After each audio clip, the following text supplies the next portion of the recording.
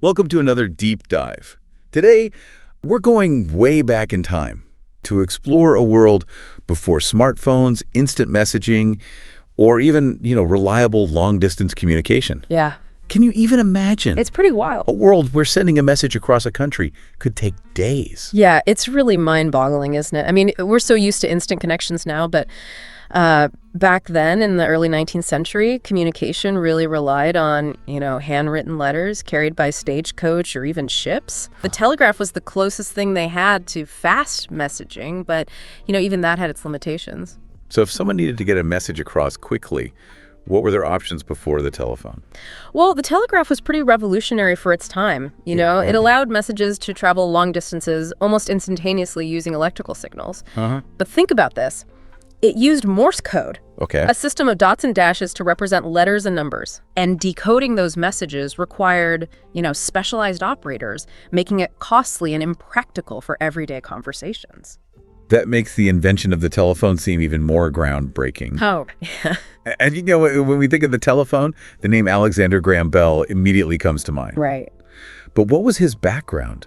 Was he always destined to be an inventor? Well, Bell's story is fascinating. He wasn't just some lone genius, tinkering in isolation. Yeah. He came from a family that was deeply immersed in the study of sound and speech. Oh, wow. His father, Alexander Melville Bell, was a renowned elocutionist who developed visible speech. Interesting. It was a system to help deaf people learn to speak. And his grandfather, also named Alexander Bell, was a prominent speech therapist. So sound and communication were practically in his DNA, you could say. It sounds like the apple didn't fall far from the tree. But I understand Bell's path to the telephone wasn't exactly a straight line. He had a diverse range of interests, even as a young boy, right? Well, absolutely. Even as a child, Bell was a curious tinkerer. He was constantly experimenting and building things. For instance, at the age of 12, he created a wheat husking machine with his friend Ben Herdman, Wow. which really showcases his early ingenuity. That's impressive for a 12-year-old. Yeah, It seems like his inventive spirit was there for the beginning. it really was. But let's get back to the telephone. Sure. Was Bell the only one working on this groundbreaking invention, or were there other contenders in the race? Well, the invention of the telephone wasn't a solo effort, There were other brilliant minds working on similar technologies at the time. Okay. One such individual was Elisha Gray, an inventor who was also working on transmitting sound through electrical signal. He called it acoustic telegraphy. So both Bell and Gray were on the same track, trying to achieve the same goal. Exactly. This is where things get really interesting, right? Yeah, Because they both filed their claims on the very same day. you're absolutely right. On February 14th, 1876, both Bell and Gray rushed to the U.S. Patent Office, each believing they had achieved a breakthrough. Bell filed a full patent application for his telephone design, while Gray filed a caveat, which is essentially a notice of intention to invent. A caveat versus a full patent application. Right. That sounds like it could get messy. Did this difference in filings give Bell an edge in the race? Well, the caveat was definitely a less formal claim than a full patent application, I see. and it certainly added fuel to the fire of the controversy surrounding the telephone's invention. The stage was set for a patent battle. It was. What happened next in this race to be recognized as the inventor of the telephone? Well, the events of that day, February 14th, 1876, are still debated by historians. Right. Both Bell and Gray were working tirelessly, convinced they were on the cusp of a world-changing invention. But there were accusations that Bell may have used information from Gray's caveat to solidify his own patent. It sounds like a scene straight out of a historical thriller. But this story gets even more complex because there's another inventor, Antonio Meucci, who enters the picture, claiming to have invented a working telephone years before Bell or Gray. Yes. What can you tell us about Meucci and his claims? Meucci's story is a really tragic one, full of missed opportunities and financial setbacks. Oh, wow. He was an Italian immigrant struggling to make ends meet in the U.S., Right. and he claimed to have created a working telephone model back in the 1850s, Really? long before Bell or Gray. That's incredible. But he faced tremendous challenges in patenting his invention. So it wasn't just about scientific brilliance. It seems like a combination of circumstance and resources played a big role in this story, too. Yeah, definitely. What were some of the specific challenges that Meucci faced? Well, he was deeply involved in the Italian unification movement, and when he sought refuge in the U.S., his focus shifted to supporting his family and rebuilding his life.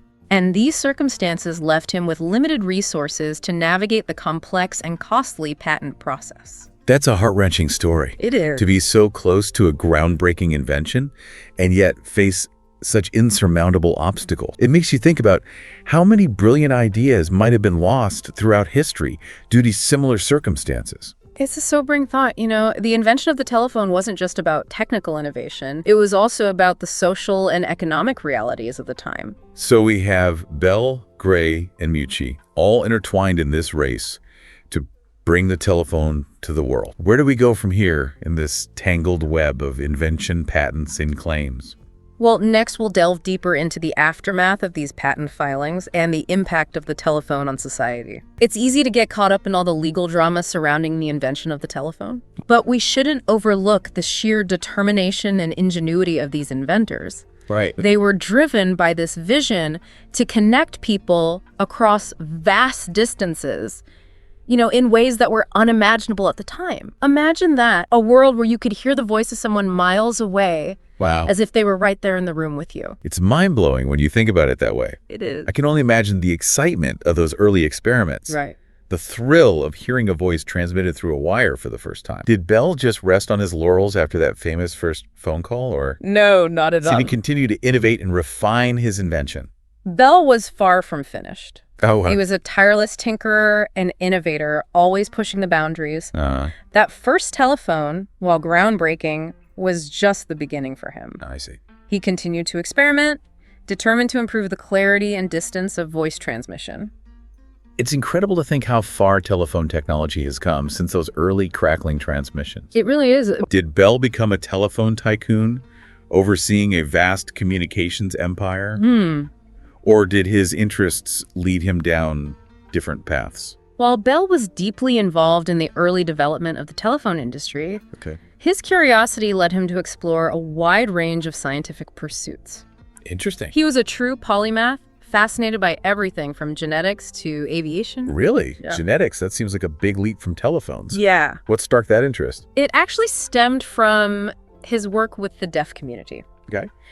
Bell was a passionate advocate for deaf education. He believed that understanding the principles of heredity could help prevent deafness from being passed down through generations. Wow. He even conducted breeding experiments with sheep on his estate in Nova Scotia, trying to unlock the secrets of inherited traits. That's amazing. It shows a deep commitment to applying scientific knowledge to real-world problems. Absolutely.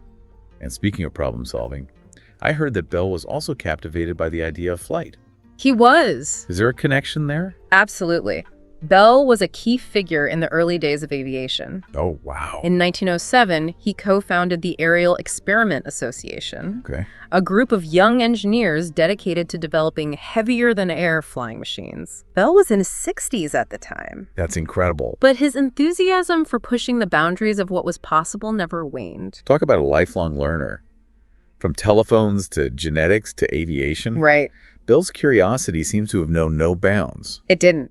But let's bring it back to the telephone for a moment. Sure. Its impact on the world is undeniable, wouldn't you say? Without a doubt. Yeah. The telephone's invention was a pivotal moment in human history. It reshaped communication, commerce, and even how we experience the world. Imagine a world where you couldn't just pick up a phone and talk to someone across the country or even across the world. It's hard to fathom now, isn't it? It really is. Yeah. It's like the telephone unlocked a new level of human connection, breaking down barriers of distance and time. For sure. But while Bell ultimately received the credit and the fame, the story of the telephone's invention is a tapestry woven with the contributions of many brilliant minds. That's an important point. Yeah. The story of the telephone reminds us that innovation is rarely a solo endeavor. Right.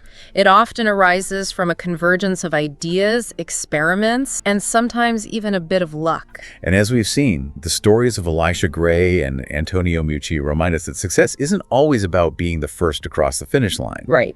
But about the perseverance and passion behind an idea. Exactly. Their stories add a layer of complexity and nuance to the narrative of the telephone's invention, reminding us that history is rarely a straightforward tale. Yeah. It's full of twists, turns, and sometimes even heartbreaking what-ifs. It is. And it's a reminder that invention isn't just about patents and profits. Yeah. It's about the human desire to connect, to communicate, and to make the world a smaller, more interconnected place. So we've journeyed from the early days of the telegraph to the thrilling race to invent the telephone. Right. And we've explored the captivating life of Alexander Graham Bell. But what about the unsung heroes of this story? The people who actually built the first telephone networks and brought this invention to the masses. That's a great question. The success of the telephone wasn't just about the device itself. It was about the infrastructure that was built to support it. Think about all those telephone operators manually connecting calls. Wow. The miles of wires strung across cities and countryside, and the countless engineers and technicians who made it all work. It must have been a monumental undertaking, especially in those early days. It was. What were some of the challenges they faced in bringing the telephone to everyday people? Well, imagine the logistical hurdles they had to overcome. Laying miles of telephone lines, establishing the first telephone exchanges, and training operators to connect calls manually. It was a remarkable feat of engineering and collaboration. Yeah, it really was incredible. Those early telephone exchanges were fascinating places. Operators would manually connect calls using these switchboards, plugging and unplugging wires to create these pathways for voices to travel. Can you imagine the dexterity and focus those operators needed, especially as the number of telephone subscribers grew? It's hard to fathom the complexity of those early systems. Right. And as the demand for telephones increased, those early networks must have faced some growing pains, right? Oh, absolutely. What kind of innovations were needed to keep pace with this rapidly expanding technology? You're spot on. As more and more people wanted telephones, those early networks faced incredible pressure to expand and become more efficient. New technologies had to be developed, from automatic switching systems that reduced the reliance on human operators to amplifiers that could boost signals for long-distance calls. It sounds like a domino effect. Yeah. One innovation leading to another as the telephone industry boomed. And while all this technological progress was happening, the legal battles surrounding the invention itself were still raging on, weren't they? They were. The fight over the telephone patent continued for years, with fortunes and reputations on the line. Bell ultimately emerged victorious. But the controversies surrounding his claim never fully disappeared. And then there's the story of Antonio Meucci, Right. the Italian immigrant who claimed to have invented a working telephone years before Bell. Yeah. His story is a reminder that recognition and reward don't always align with innovation. It's true. But did he ever receive any acknowledgement for his work? He did. Okay. While Meucci unfortunately passed away before the resolution of the legal battles, his contributions didn't go completely unnoticed. Okay. In 2002, the U.S. House of Representatives passed a resolution recognizing Meucci's work and his role in the development of the telephone. Wow, that's great. It was a long overdue tribute to a man whose ingenuity and perseverance deserve to be remembered. It's a powerful reminder that history is often written by the victors. But that doesn't diminish the contributions of those whose stories might have been overshadowed. It doesn't. The invention of the telephone wasn't a single aha moment, but a culmination of ideas, experiments, and perhaps even a bit of borrowing from a number of brilliant minds. Exactly. It highlights the collaborative nature of innovation, where each inventor, each tinkerer, each dreamer adds their own piece to the puzzle. And together, they create something that truly changes the world. As we wrap up our deep dive into the invention of the telephone, what stands out to you as the most significant takeaway from this journey? Well, for me, it's the realization that the telephone wasn't just a technological marvel. Right. It was a social revolution. Yeah. It fundamentally changed how we connect, how we communicate, and how we experience the world around us. Yeah. Think about it, from the way we conduct business to how we maintain relationships with loved ones. Right. The telephone's impact is woven into the fabric of our daily lives. It's amazing to think that something we take for granted today, like calling a friend across the country, was once a mind-blowing concept. I know, right? It makes you wonder what seemingly simple inventions of today might revolutionize the future, just like the telephone did over a century ago. It really does. Yeah.